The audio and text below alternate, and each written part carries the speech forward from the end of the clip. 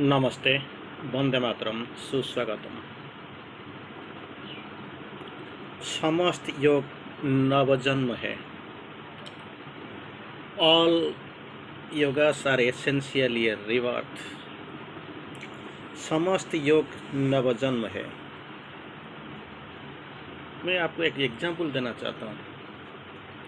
10 अवतार का बात आपने ज़रूर सुना होगा, पढ़ा होगा। ये ज्ञान तो आपके पास ज़रूर होगा।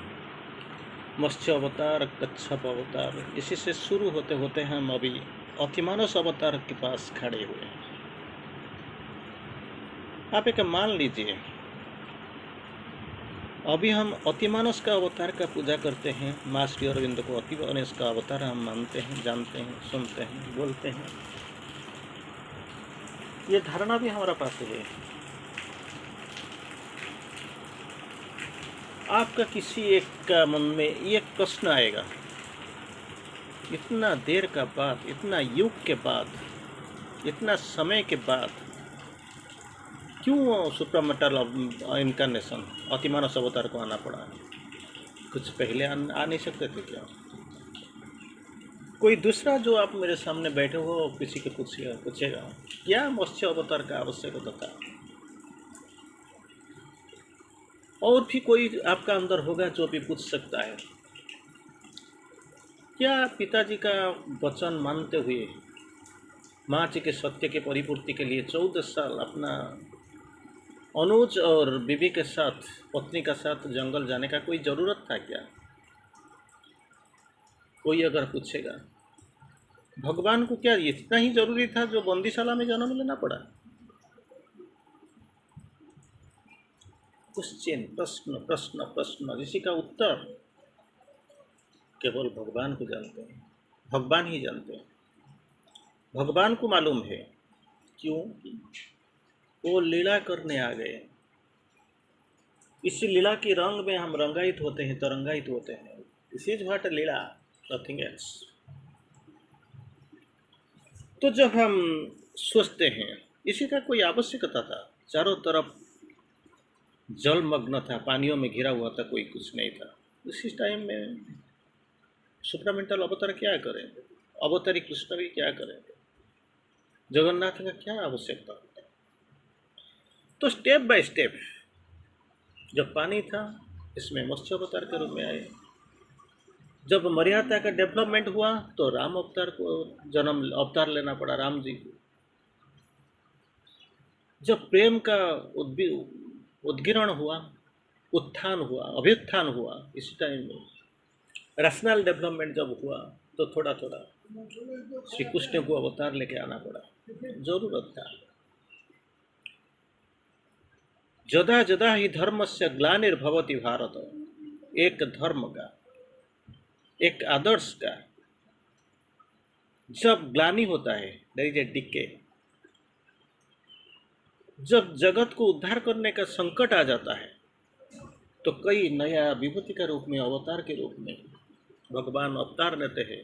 इवोल्यूशन को तो मूव फॉरवर्ड, एक कदम सामने लेने के लिए आना ही पड़ता है।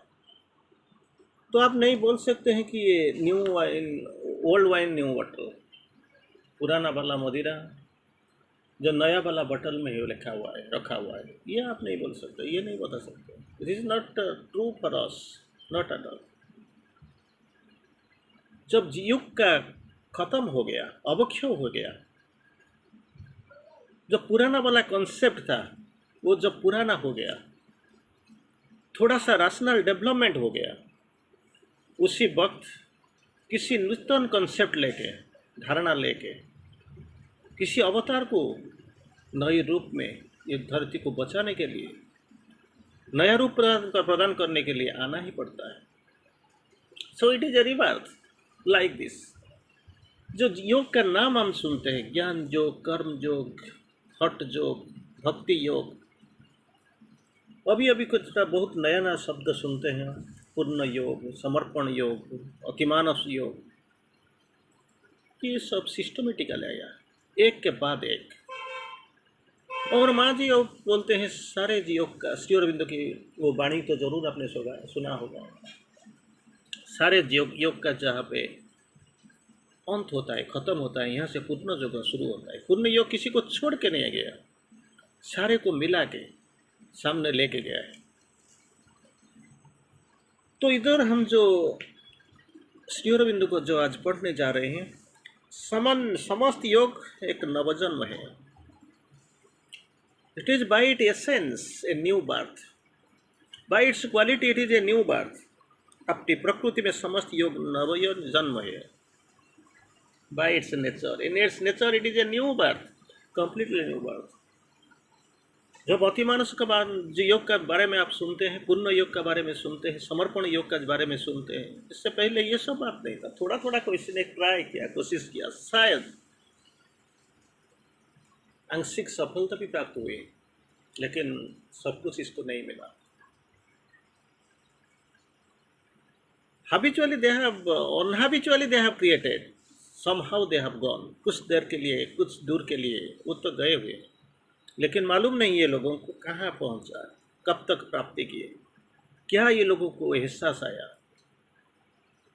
क्या महसूस किए हुए, और कितना तक वो लिख के गए। That is what we can get the glimpse. थोड़ा झलक मिलता है, लेकिन पूर्णता हमको नहीं मिलता है। समस्त योग नवयोग जन्म है। मनुष्य के साधारण मानसिक भौतिक जीवन में के जीवन से निकलकर उच्चतर आध्यात्मिक चेतना में, normally we are confined to this material life, superficial material life, जो दिखाई देता है, दिखाई पड़ता है, इसका अंदर हम रुक जाते हैं, बाहर नहीं जाते। लेकिन इसको अगर उभर कर जाएंगे तो, सामने जाएंगे तो, थोड़ा उतर जाएंगे तो आध्यात्मिक चेतना में महानतर और दिव्यतर सत्ता में जन्म है। आत्मा का आने का, जन्म लेने का उद्देश्य तो यही है। एक्सपीरियंस लेगा, प्रोग्रेस करेगा, डेवलप करेगा, और ये जन्म खत्म होने के बाद फिर जब पुनर्जन्म आएगा तो वहाँ से शुरू होगा। आपने क्लास 8 तक ख़त्म किया तो नेक्स्ट, अभी 1 महीने का वैकेशन है हमारा पास। वैकेशन के बाद जब आओगे तो क्या होगा, और 8th क्लास को जाना नहीं चाहिए, 7th क्लास को नहीं जाना चाहिए। शायद आपको याद दिलाने के लिए जो पुराना वाला स्टडी, बट इसका आपको याद दिलाए जाते हैं 2-3 पृष्ठा में इस सब कुछ लिपिबद्ध हुआ है। इसको थोड़ा याद करो और सामने जाओ। अष्टम के बाद वो मस्ट 9th क्लास को जाना हो, और फिर कुछ नया ज्ञान हासिल करना है, उपलब्धियाँ, नई उपलब्धि हासिल करना है। तो इसीलिए not with A back foot but with A front foot, सामने जाने के लिए है। आध्यात्मिक चेतना में, उच्चतर आध्यात्मिक चेतना में महत्तर और दिव्यतर सत्ता में जन्म है। 9th class is definitely superior than 8th class. अगर एक ही होता तो 9th क्लास क्यों होता है? You are going to learn something new, totally कुछ नया सीखने के लिए, नया करने के लिए, नया सोचने के लिए आपको नेक्स्ट क्लास को प्रमोशन दिया गया। किसी भी योग को सफलतापूर्वक तब तक नहीं किया जा सकता जब तक मनुष्य की महानतर आध्यात्मिक जीवन के प्रति जागने की प्रबल आवश्यकता को अनुभव ना करे। हर व्यक्ति का ये मजबूरी तो नहीं बोल सकता है, लेकिन दिस इज द हैबिट। जहाँ पे होते हैं वहाँ से रहने के लिए सदा कोशिश करते हैं, जिसी को हम बोलते हैं इनर्शिया। विज्ञान में 2 तरीके का इनर्शिया का वर्णन हुआ है, inertia of motion, inertia of rest. गति का जड़त्व और स्थिरता की जड़त्व। एग्जाम्पल आप लो, कैसे आपको समझाएंगे। जब तक एक एक्सटर्नल फोर्स अप्लाई नहीं किया जाता है, बाह्य बल का प्रयोग ना किए जाने तक जो स्थिरता बजाय रखता है वो जाने के लिए तैयार नहीं। It wants to maintain the point of state of rest. और जो गति करने वाला, जब तक ये बाह्य बल प्रयोग नहीं किया जा सकता है, तब तक वो चलता रहेगा। एग्जाम्पल लेता हूँ, inertia of motion and inertia of rest. वो जो मोशन में वो जाने के लिए तैयार होगा, और जो रुकता है वो रुकने के लिए तैयार होगा। एग्जाम्पल मैं देता हूँ। आप के बॉस में बैठे हो, आराम से बैठे हो, ऑल एट ए सडन वो गाड़ी का स्टार्ट हो जाता है, तो आप क्या करते हो? क्या कर गाड़ी आगे चलता है, लेकिन थोड़ी देर के लिए आप जो विथ आउट ऑफ जर्क पीछे जाना चाहते हो, क्योंकि बैठे थे, पीछे थे, आगे नहीं जाना चाहते। That is inertia of rest. और दूसरा वाला को एग्जाम्पल लेते हैं। क्या? गाड़ी पड़ता है, ऑल एट ए सडन गाड़ी को रुकना पड़ता है, ड्राइवर को ब्रेक लगाना पड़ता है। उसी टाइम में आप क्या, कौन सा स्टेट में हैं? वो गति वी आर मूविंग फॉरवर्ड। जब तक गाड़ी को रुक दिया जाता है, ड्राइवर इज अप्लाइंग ब्रेक लगाता है, तो क्या होता है? गाड़ी रुक जाता है, लेकिन आप सामने झुक जाते हो, सामने जा रहे थे, झुक जाते हो थोड़ी देर के लिए। This is inertia of motion. जाने वाले जाने के लिए कोशिश करता है, और जो रुकने वाला जो बैठा था वो पीछे जाने के लिए, रुकने के लिए कोशिश करता है। रुकने वाले की कोशिश को इनर्शिया ऑफ रेस्ट बोलते हैं। जाने के लिए जो कोशिश करते हो, इसी को इनर्शिया ऑफ मोशन को बोलते हो।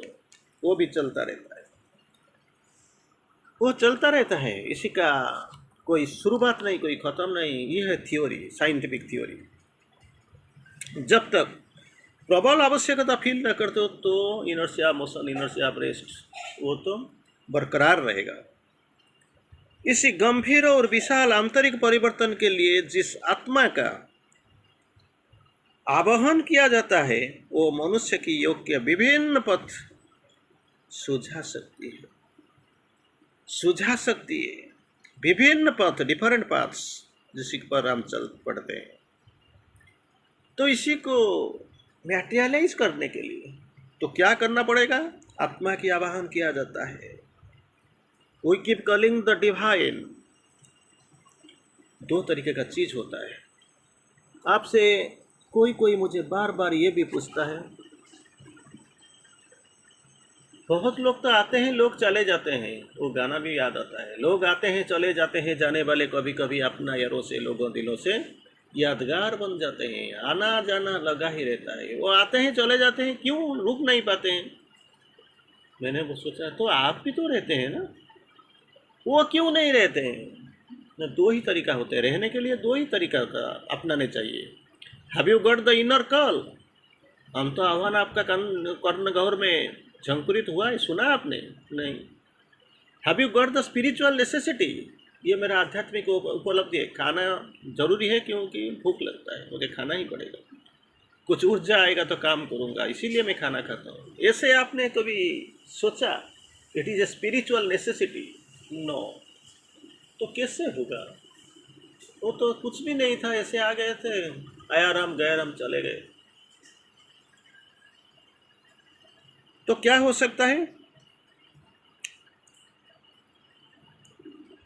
ये राहों पर अपने प्राकृतिक विकास के द्वारा पहुंच सकती है, जो उसे अनजाने ही के प्रभाव के किसी दर्शन के कारण द्वारा इसी राह पर आ सकते हैं। They don't know anything about this path, this track. Initially वो पहले पीछे जन्म में कुछ ये लोगों को मालूम है, जाने का इरादा था, कुछ मार्गों में कुछ पथ भी अतिक्रम कर चुके हैं। That is what by nature वो क्रमश बढ़ते हुए ज्ञान के प्रकाश के द्वारा अधिक सहसा कभी स्पर्श या आघात के द्वारा, आइदर टू टच और थ्रू कुछ आघात, स्पर्श या आघात के द्वारा छलोक में भी पहुंच सकती है। नहीं रुक सकता, क्योंकि आपको जो आपका जो अंदर का जो सत्ता, लिटिल बिट प्रिपेयर, कुछ देर जा चुका है। It is not a new experience for you. Initially in the previous बार, पुराने जन्मों में आपने कुछ किया है। वो बाहरी परिस्थिति में कि दबाव या किसी आंतरिक आवश्यकता के कारण मन में मोहरे की छिन्न भिन्न कर देने वाले किसी एक शब्द अथवा दीर्घ चेतना में से किसी अनुभव की दूरस्थ उदाहरण से कि संपर्क और दैनिक प्रभाव के इसी पथ पर जा सकती है। Different methods. आंतरिक आवश्यकता, बाहरी परिस्थितियों की दबाव, कुछ शब्द या दीर्घ चिंतन की आवश्यकता, कुछ अनुभवों के कारण वो थोड़ा थोड़ा आ सकती है। वस्तुत वस्तुत हम ये सदैव याद रखना चाहिए, ये साधक की प्रकृति और परिस्थितियों अनुसार ही सब कुछ जाता है, होता है। You can't deny, you can't deny, you can't defy. ये बाय नेचर एक पुनर्जन्म होता है। सारे जोग, समस्त जोग एक पुनर्जन्म होता है। आप रह नहीं सकते हो, आपको जाना ही है और उधर पहुंचना ही है। That is what the truth. वक्त का आह्वान, वार्ता को विराम दे, फिर बाद में मिलेंगे। वंदे मातरम। धन्यवाद।